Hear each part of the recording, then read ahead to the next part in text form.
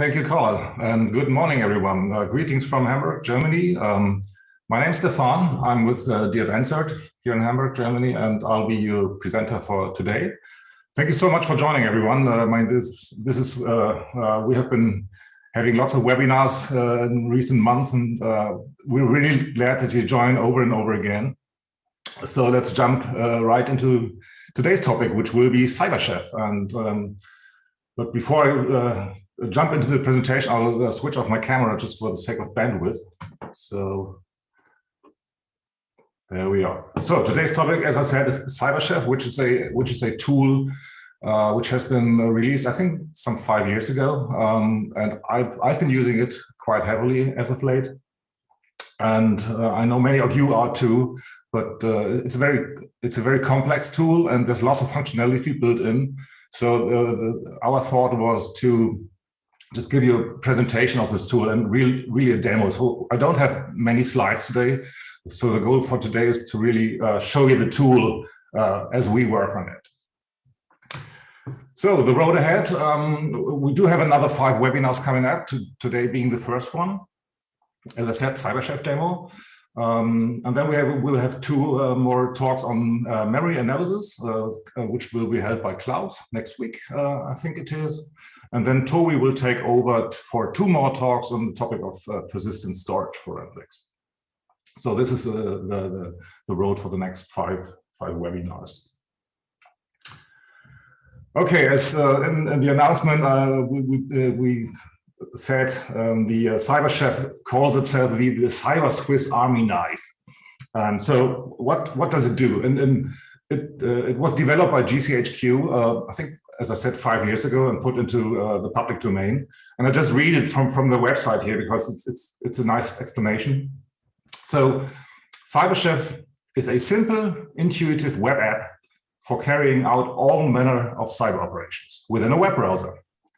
These operations include simple encoding, like XOR and base64, more complex encryption, like AES, DES, and Blowfish, creating binary and hex dumps, compression and decompression of data, calculating hashes and checksums, IPv6 and X509 parsing, changing character encodings, and much more. And believe me, it is much more than we see here. So that's why we thought we should give you a demo of what it does.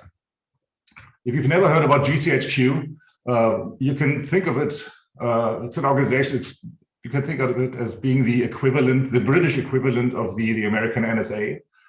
But the tool CyberChef is open source, it's public domain, so you don't have to trust GCHQ and can nevertheless use CyberChef.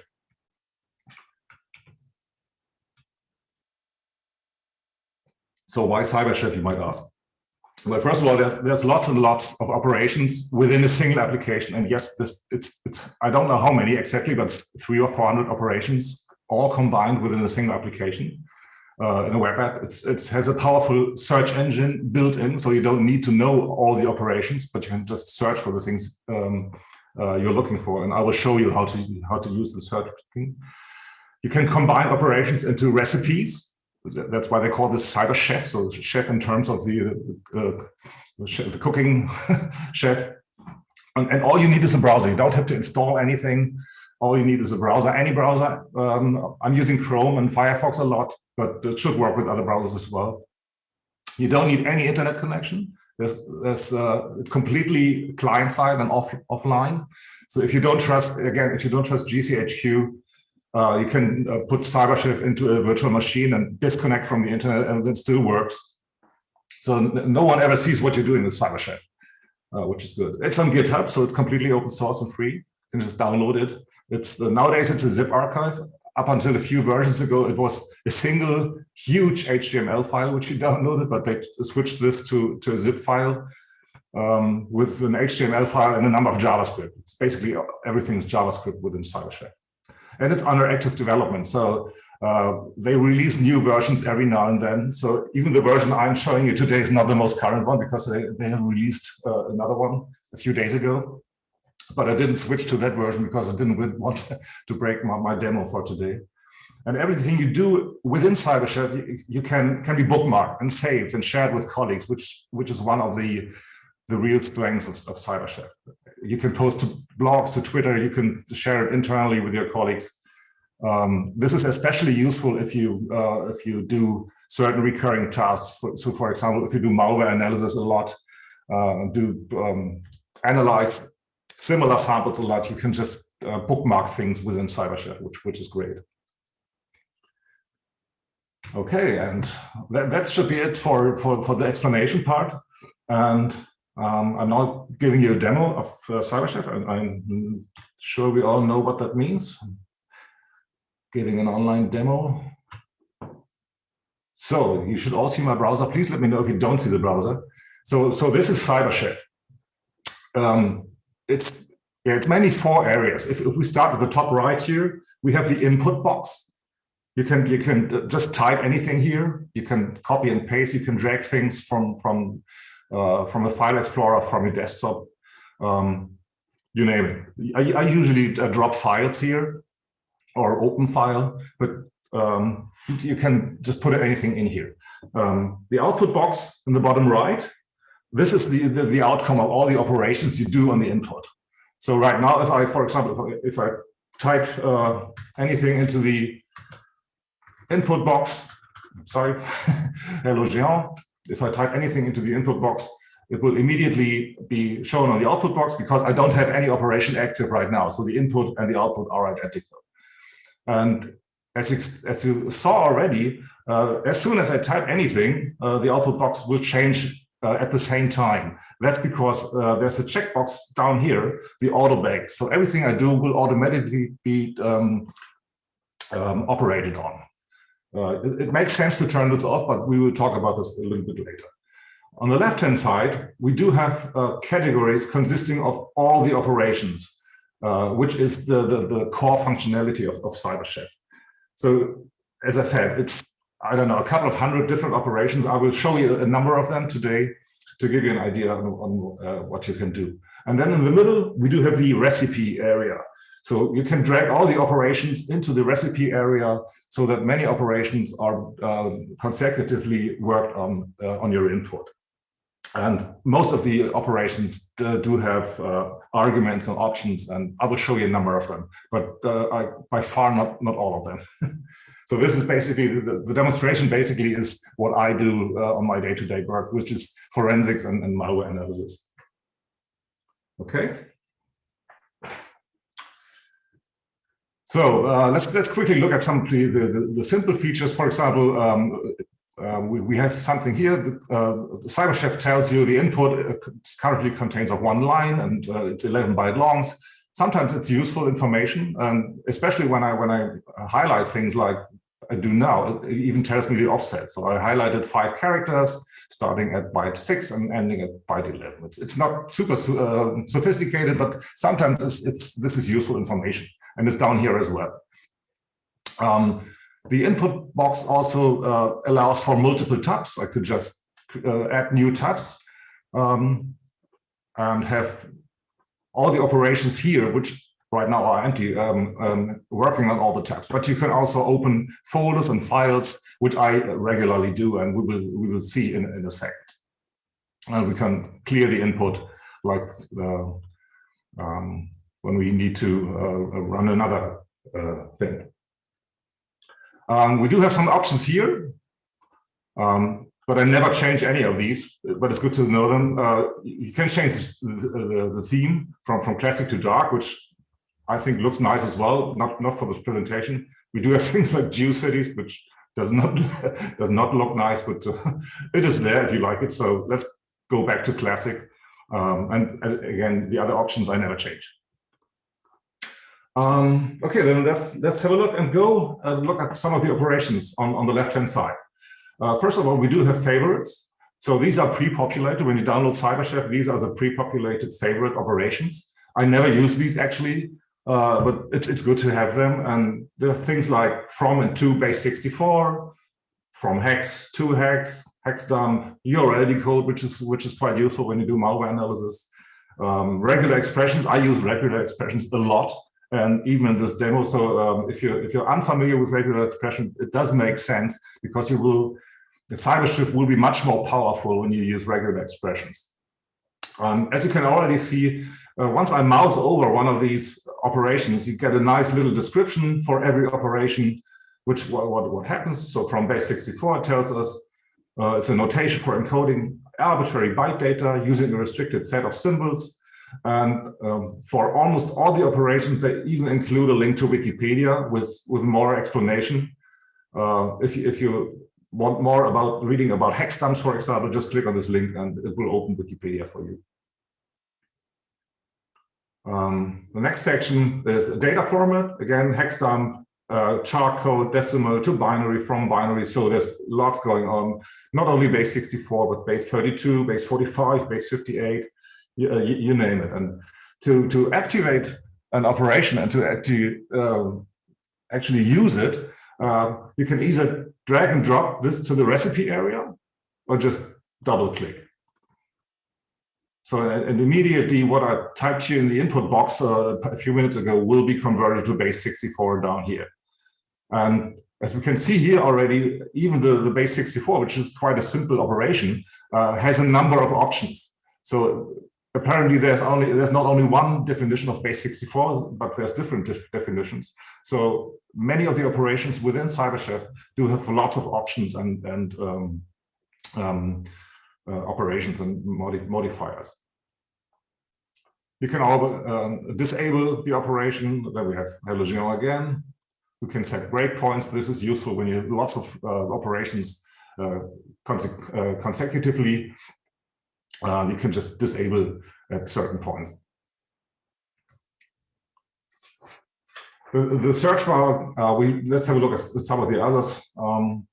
Again, it's hundreds of operations. We do have encryption and encoding, like RC2, DES, AS, Blowfish, and again, lots of descriptions on this side, which is very, very powerful. We do have public key operations like PGP encrypt, decrypt. You can parse X509 certificates if you're into PKI work, ASN.1 hex strings. We do have arithmetic and logic things like XOR, not, and, at. I don't ever use these. Sometimes I use XOR when doing malware analysis, but these are usually not of interest to me. We do have networking things, which are much more interesting, especially when you do forensics. You can do parse UJs and IP ranges, UDP, IPv4 headers, you name it. Again, we're not going to go through all the operations because it's simply too many of them. This is one I use very, very often, and I will show you in the demo in a minute, the different character encodings. And as you can see here, again, there's so many things pre-installed within CyberChef, this is really, really powerful, I think. You do have utilities, which are, well, similar to command line utilities, especially under Linux, things like diff and sort and unique, which are quite handy. So yes, you can use it on command line, but it's good to have these in here as well. We do have date and time modifiers, which is good for, again, forensics. If you do log file analysis a lot, you can convert timestamps from one to another. We do have extractors like show me all the IP addresses, email addresses, URLs, and stuff like that. So I think you get the idea. It's so many things going on. And I'm not showing all of these again. And we even have things like flow control. So these are operations which do not change the input, but which allow you to have jumps and conditional jumps within your recipes. And we will have an example of that as well. Okay. So let's quickly look at one or two examples before going to the real stuff. So I clear my recipe here, and I clear the input on this side. And the first thing I want to show you is the parse IP range operation, which, according to the explanation, gives an input a CIDR range and gets you the network information. Because I don't know about you, but I, even after having worked on this in computer science for decades, I still cannot remember things like what does /24 actually mean? What subnet mask do I have to use? So this is what parse IP range is for. So I just type IP range here, /25, and the output, by the way, I can change all the tabs here if I do it correctly, like this. So again, I never remember things like what does /25 mean. And so it tells me the subnet mask, it tells me all the IP addresses if I want to. If I'm not interested in that, I can just deactivate this checkbox and only get the network information, or vice versa, like this one. I might use this to, I might want to use this. I have to resize my browser, sorry again. I might want to use this as a copy and paste for anything, I don't know what. And it even has a built-in mechanism. If I accidentally, I don't know, would try to do /2, it tells me the specified range contains more than 65,000 addresses and could crash your browser. So I'm not going to do this right now, but you get the idea. Okay, let's clear the recipe. I'm sorry, and use another one, which I used for log file analysis quite a lot, and that's the translate date time format. And that is a useful operation to translate one date format to another. So the good thing here is when the input is empty, it tells you all the categories and options we do have in here. So the output format string, for example, the 4 uppercase M's here would lead to January, February written in full text. When I didn't want to do this, I would use one of the others. So let's just try this and give them today's date, 22. And again, since we have autobake activated, it immediately turns the input format to the output format. And again, we do have many different options here. This is useful again for log file analysis. This maybe you may have found this in a syslog file or whatever. You can even change the output, the time zone here. So we're in Germany here. So let's do Berlin and things like that. So you get the idea, I think. And this is actually another good example, or no, to put it another way, most of the operations we have in Cybershelf work on the whole input data here. So if I copy a complete file containing lots of logs, for example, the operation will work on the whole file. There are some operations which only work on single lines, and this is actually one of them. So if I copy the timestamp I have here to a second line, maybe change this to another date, the output will not change because this operation will only use the first line. If I want to have this operation work on more than on multiple lines, I would need one of the flow control operations I mentioned earlier. And this one would be named fork. So fork splits the input data and runs all the subsequent operations on each branch separately. So what we do in this case, we just move the fork operator before the time format, and now you see it's working. And I can copy another one, and it's working. Okay. So these some very, very basic examples. This is nothing. Again, this is not really about forensics or malware analysis. This maybe if you're into log file analysis, but it's not super sophisticated. So let's actually look at the number of real-world examples. What I first want to show you is a file I have on my desktop somewhere. Yes, it's part of an RTF file. So I just open it, and you can see this is the thing we extracted from the RTF file. And yes, RTF files are still being used by threat actors and sent as attachment. And very often, if you analyze RTF files, you will find a PowerShell command, which will usually download stuff from the internet. So if we want to analyze what's inside here, this is base 64. And if you do this regularly, you will immediately recognize the base 64 output. So what I could do right now, I could just copy the base 64 blob we have here and run a base64 operation. But I want, of course, I want the CyberChef to do this for us. So what I first need to do is I need to extract the base64 blob from this output here. And that's why I want to use regular expressions. So let's activate this. Again, either double click or drag and drop. This is another good example for operations with many built-in things. For example, the regular expression operation has a number of pre-built or preoccupied things like a regular expression for IPv4 addresses, which I think is really useful for email addresses. You don't need to remember those things. You can, of course, change all these. Although they are built in, you can change things, which is nice as well. So, but in our case, we need a regular expression to extract base64. This is not built in, so let's choose our own one. And again, if you do this quite often, you will know what a regular expression for base64 will look like. So it's A to Z in uppercase, A to Z in lowercase, 0 to 9. What am I missing? The plus sign, the slash, and the equal sign.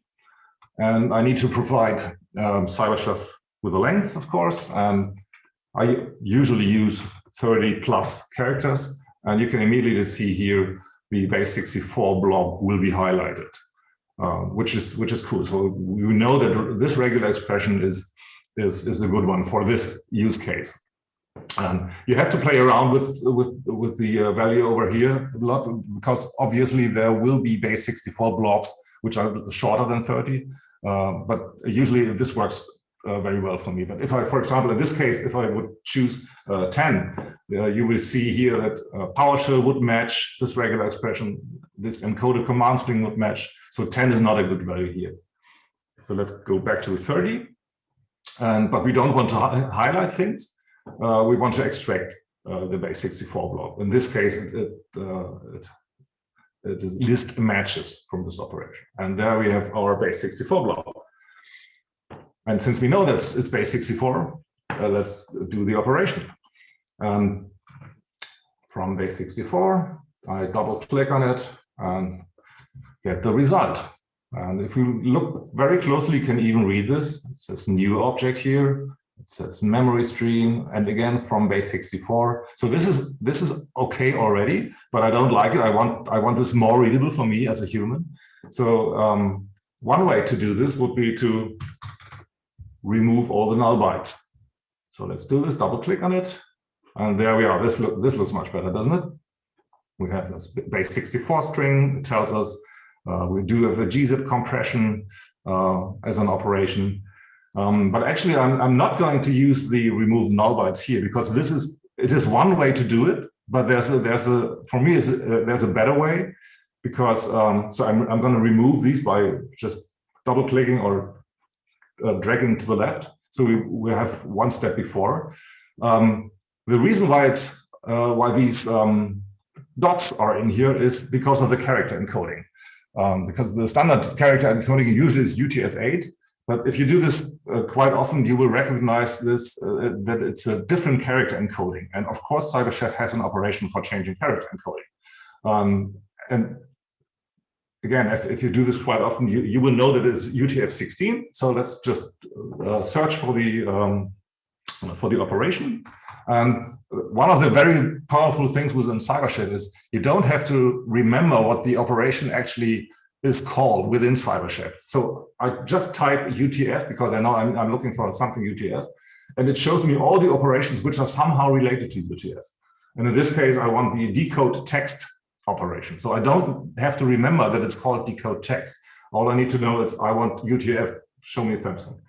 And yes, and this is the character encoding, and we've looked at this before. There are so many built-in character encodings, which is really, really powerful. So let's do this. Decode text by double clicking, choosing UTF-16, little endian. This LE means little endian. And if you do malware analysis, it's almost always this character encoding. So let's click on it, and again. So instead of removing null bytes, we do have the decode text operation here. And that's maybe one message I want to bring across.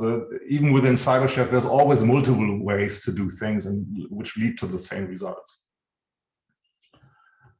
Okay, so then the next step obviously would be to once again extract this base 64 string and probably do something with uncompress. But before moving on, I want to show you something else, an operation which many people don't know about or many people don't use, but I actually like it a lot. In order to do so, I'm going to remove the last two operations. I'm going to get rid of it. So decode text, it's gone, and base 64 is gone. So we do have our base 64 blob again. And now I want to show you an operation called magic. Yes, it's called magic. The magic operation attempts to detect various properties of the input data and suggest which operations could help. So let's activate the magic by clicking on it. Okay, this is not surprising, or it's not even useful, because we still have the base 64 blob here, and there's no recipe, so there's nothing to load. That is because in this case, I have to activate the intensive mode. So let's do this. Takes a couple of seconds.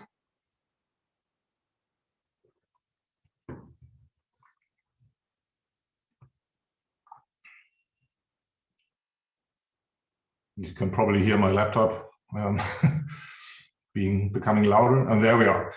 So this is all the recipes which Cyberchef operated on the input we already have. The first ones are obviously, this is a result, obviously useless, but we only have to scroll a little bit down to get the thing we already know about. So Cyberchef detected by using this magic operation that it first needs to do base 64 decoding and then decoding text UTF-16 little endian.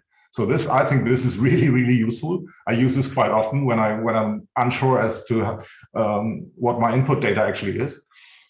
So once I click on this here, it will replace the magic operation on the left-hand side. So let's do this, and we're back to this thing.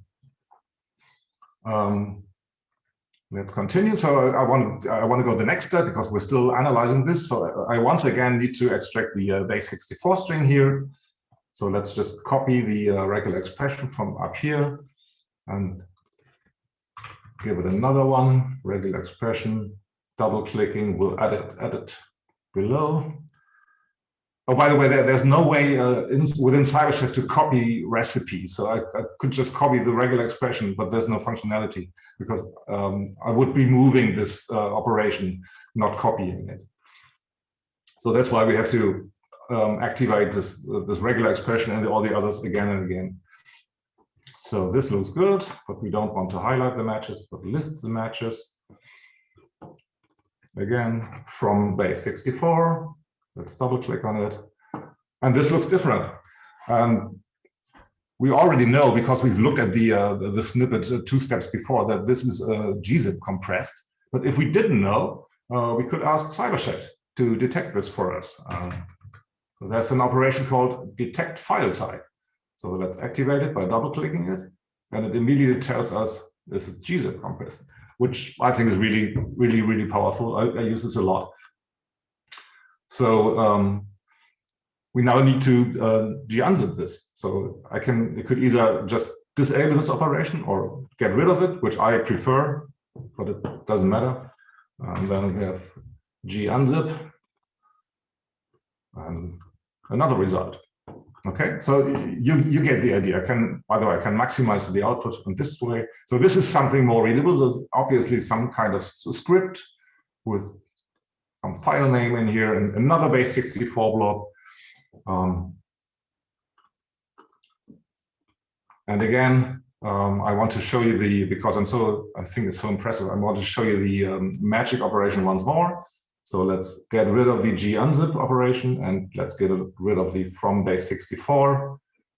And so we're back at the base 64 blob and get the magic operation once more. Double click. Again, this will take a few seconds.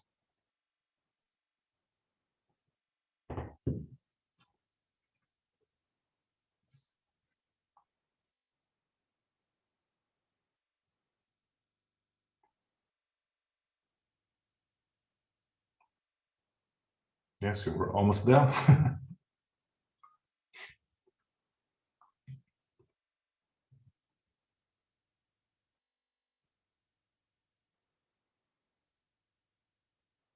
Takes longer than expected. And, there we are. As you can see, all the second recipe is the one we're looking for. So again, the magic operation, I use it a lot and I like it a lot. So,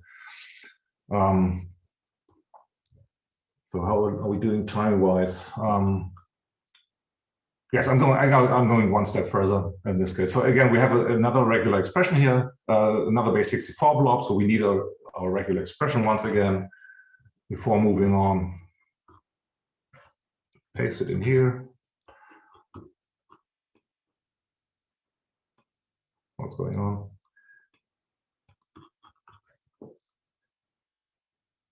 I have no idea what's going on.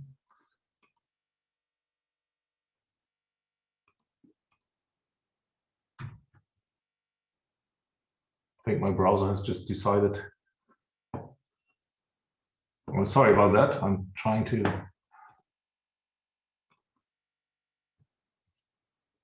Again, it's a demo, but this has never happened before.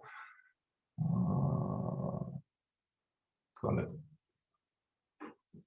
try shutting down the browser.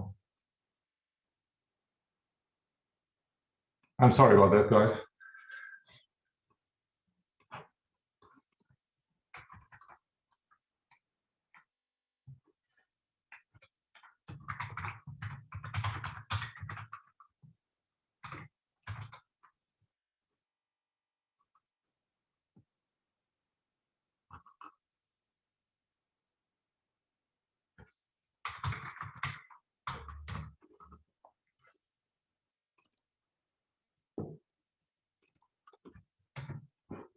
I'm sorry.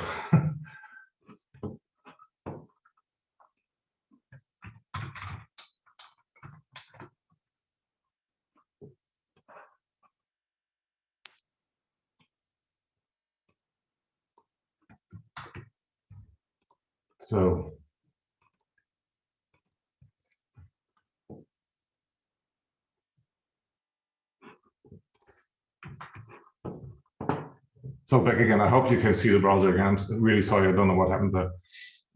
So where were we? I think I'm gonna just start with another example because I would have done 2 or more operations on that RTF file. Let's move to another one. Where were we? Cybershelf demo.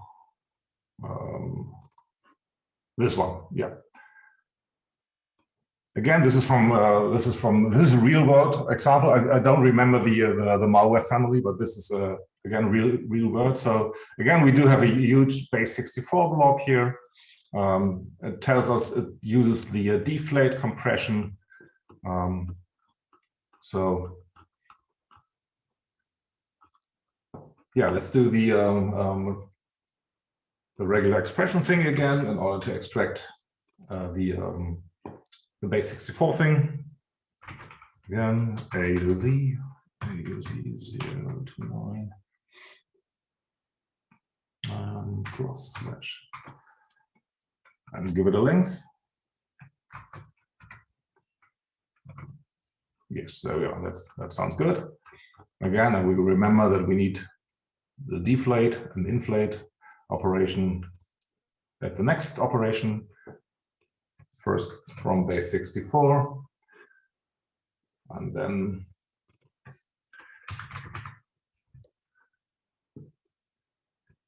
decompress with raw inflate. There we are. And this looks very similar to what we've done before. Okay. So we have another base 64 blob here and another deflate compression. So we need to repeat those 3 things for the next level. So let's do this one more time. Regular expression.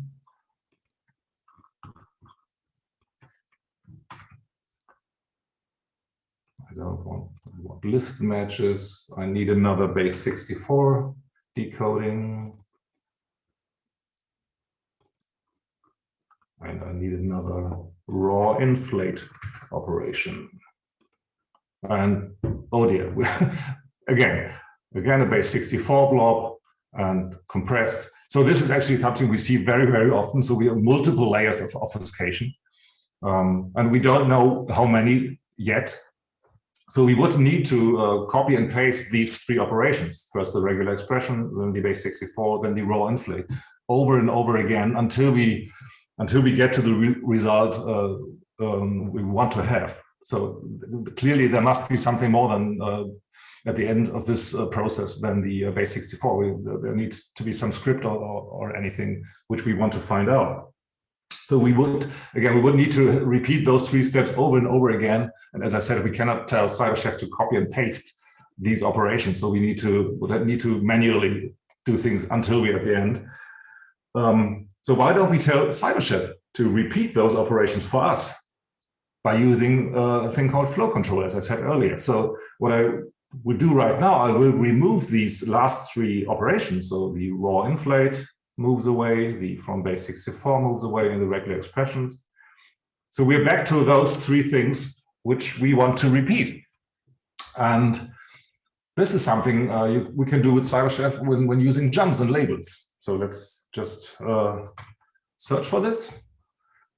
We do have label, provides a location for conditional and fixed jumps to redirect execution to. So we set a label at the very beginning. So we copy this or we drag this before the regular expression run. We just give it a name, the name of start. And then at the end of our recipe, we need the jump operation. And if I double click on it, it asks us for a label name, and the 10 maximum jumps is pre-installed. So let's just try what happens. It shows the name start, again, start. Well, and we're still at a base 64 string. So this is obviously it's going on and on and on. What we do right now is we just increase the number of jumps here, 11, 12, 13. And you see it's so many levels of obfuscation, but it's still the same. We still have the from base 64 stream and the deflate compression. So let's continue 21, 22. And now we see things changing. The base 64 block gets smaller with each operation. So things we're hopefully nearing the end. 26, 27, 28, there we are. So 28 levels of obfuscation. And again, this is not something I made up. This is a real world example from a malware family. Again, don't ask me why. But now we have something we can work with. And to make this more readable, this obviously is some kind of script language. To make this more readable, we can use some code beautifier. There's a number of built-in beautifiers from JavaScript, JSON, XML, but we use a generic one. And this looks much more readable, doesn't it? So this is something we can work with, and this is something we can use for analyze. So there's a user agent here. There's a session cookie being used, which we can maybe use for. There's an URI, and it's obviously a broken config because there's something missing here. There's no IP address or anything, but you get the idea. So again, 28 levels of obfuscation. Yeah, and so if you do this very often, you want to save this recipe, of course, which is a very, very powerful functionality within CyberChef. There's a button over here, just save recipe. And there's different ways to do this.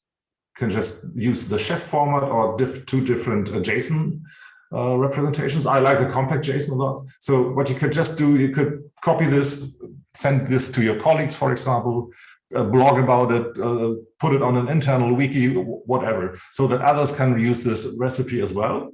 But there's even for me, much more powerful way of doing this. And this is by using the data link below. You can just copy and paste this. So the idea is you may have in your organization an internal server with all your applications, and you can just put the CyberChef on there so that your colleagues can access this as well. And you just have to copy the data link which contains the recipe and send this to the colleagues. So the colleagues don't have to copy and paste these recipes. They can do, of course, but just clicking on this data link will lead them to the recipe. And I'm going to actually do this right now. So I'm copying this, copy the link, and clear my recipe here. And I'm now pasting the data link I just copied to the browser bar, and there we are. So this is really, I think this is really, really useful when you work on cases with your colleagues and stuff. So saving recipes in order to share, so that they don't have to repeat all the steps. Okay, how are we doing time-wise? Okay, I think I've got time for one more example. I cannot talk on forensics or malware analysis without talking about Emotet. I'm pretty sure you all have heard about Emotet. So let's look at one of a very recent Emotet example from, I think it's from March. Emotet. There we are. And you probably all know that Emotet and all the other malware families usually either send Office documents as attachment or Office documents within password protected zip archives or links to Office documents. So this is actually, again, it's a real world example, obviously from the 2nd of March. It's an XLS file containing macros. And you probably know that the file format from Word, Excel, and PowerPoint files has changed since starting in Office 2007. Nowadays, Office files are actually zip archives, which contain mostly XML files, but other files as well. If you've done this quite a few times, you will recognize the PK letters are an indicator that this is a zip archive. But you may have noticed this Harry Potter style magic wand suddenly appear. And if we mouse over it, CyberChef already tells us, I detected a Microsoft Office 2000 document, which I think is pretty neat. So we didn't do anything other than opening the document, and CyberChef tells us what it is. I can even click on it, and which leads us to the detect file type operation again. And it tells us Office 2007, which actually is a zip archive. So let's get rid of this one and unzip our archive. And there we have all the single files contained within this Excel file. And I'm pretty sure you all already know, or also know that this is not actually the macro enabled file. The Excel files, the Word documents are not the actual payload, the Emotet payload. This is just the infection vector. So usually the user is tricked into enabling macros, and then PowerShell will be executed, and the Word or the Excel application tries to download further stuff from the internet. So somewhere in this document, we need to have URLs from command and control servers. So let's try to look for those URLs. And we don't have to do a really fancy thing here. We just try to extract URLs. Just show me every URL you find in this document. And there's this neat little operation called extract URLs. So let's activate these. Voila, we do have multiple, many URLs contained. These are all legend, by the way. These you will find in all these Office documents. So links to openxmlformats.org, links to Microsoft.com. But if you scroll further down, there we are. These are the Emotet download locations. So again, once the user enables macros, the Word application or Excel application in this case tries to download things from these locations, which actually is a DLL file in most times. So let's try to get rid of those other things for a second. And there we do have a filter operation, which similar to grep on the command line. And I'm just filtering out OpenXML formats. But for example, we use regex a lot again. But we don't want the OpenXML formats. We want to have this inverted. So let's click on invert condition here. So which leads us to a few other ones, Microsoft.com. Let's just add it here to this a regular expression, and you get the idea. That's perl.org. And another one, w3.org. And there we are. These are the download locations for Emotet. These you can use these, for example, if you're part of a security team or an internal CERT, you can use these to feed your firewall with, or you can check web proxy logs if someone has accessed those things. Again, the good thing about Cyberchef is, for example, if you're analyzing these file types a lot, you can just drop all those files into a single folder and then open the folder from within Cyberchef. And this recipe will automatically be worked on in every document in that folder. So it's a nice way to analyze multiple files in one step. And you may want to share this with your colleagues or with, I don't know, on blog or on Twitter, who knows. But in order to do this, you may probably want to defang the URLs, which Cyberchef allows as well, so that you cannot actually, no one accidentally clicks on those links. Okay. And again, you probably want to save this recipe and share it with others. Okay, we're almost done. So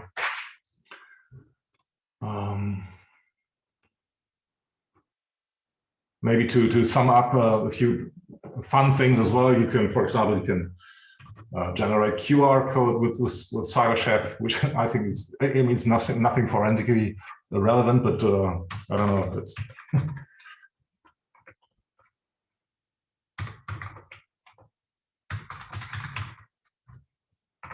so fancy scanning this with your smartphone. I don't know, but it's built in.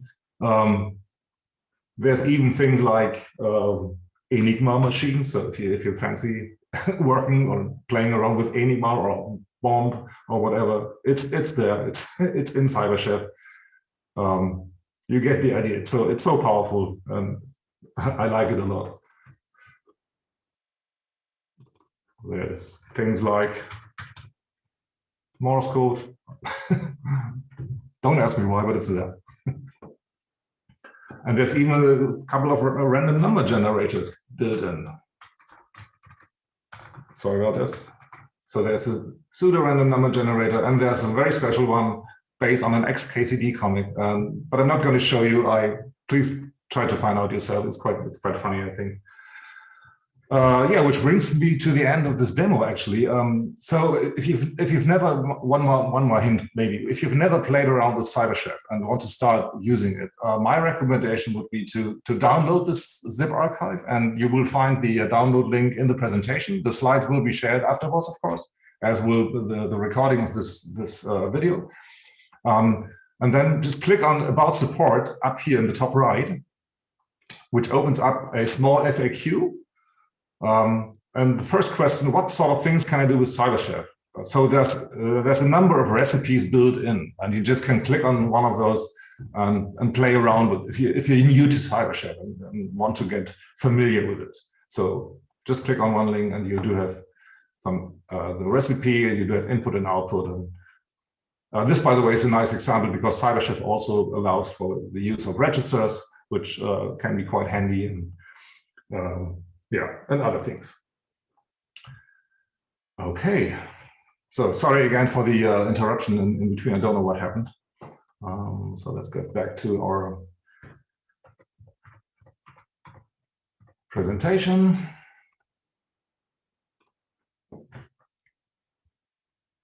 Yeah, this is a QR code. It's not the QR code, but similar to the QR code. So wrapping up, there's often more than one way. This is true for the command line as well. We all know that, but it's true for Cyberchef as well. So play around with everything. Just click on everything. Do familiarize yourself with regular expressions, because these, in my point of view, regular expressions enhance Cyberchef's functionality a lot. And it's not that complicated. Save and share your results with colleagues, at least internally, and you may want to blog about it or tweet about it. Or whatever. The auto bake I had left activated all the time, but it makes sense to turn off auto-bake, especially when you're using large recipes or large input files, because sometimes it can lead to the browser crashing or just getting very, very slow. So turn off auto-bake when you don't really need it. There's a comment operation, which I didn't show you, which doesn't do anything other than taking notes. So I think this is useful as well. If you have complex recipes, you may just take some notes why you chose certain operations. And then there's a huge list of CyberChef recipes on GitHub by an Australian researcher called Matt. Again, the link is in the slides at the end, so you don't need to Google it. But he has a website, I think, with more than 60 CyberChef recipes, including input files. You can play around with it. You don't need to have those input files yourself. Well, then I think you recognize that I can only show you a very, very small part of CyberChef. And you may have completely different workflows than I have. Again, we do forensics and malware analysis a lot, but CyberChef has a lot more functionality. So go and check those operations to see which ones are useful for you in your daily workflow and your daily use case. Yeah, again, I like this a lot. I'm still using the command line a lot. It's not that I do everything in CyberChef, but sometimes CyberChef is, for me, is the better tool. Okay, and with that said, I think we are done, almost in time. Oh yes, a couple of minutes left for questions. Again, here's the URLs. You don't have to Google it. And I'm happy to take questions. Thank you for attending, and once again, apologies for the hiccup in between. Thank you very much, Stefan. Thank you. That was great. We've got a couple of questions about the challenges. Where are the challenges, or after you press F12? I'm sorry, I didn't get the question. About the challenges. Which challenges? Yeah, when you press F12, you get a list of challenges. I'm sorry, I don't. No, I didn't understand the question either. I was just wondering if perhaps William can come back and give us more clarity on that one. We've got one other question. Where do you share your URLs from this work? I think that's been covered by the last slide you just produced. Yeah. Okay, that's cool. Fantastic. We've got lots and lots of thank yous coming through. With no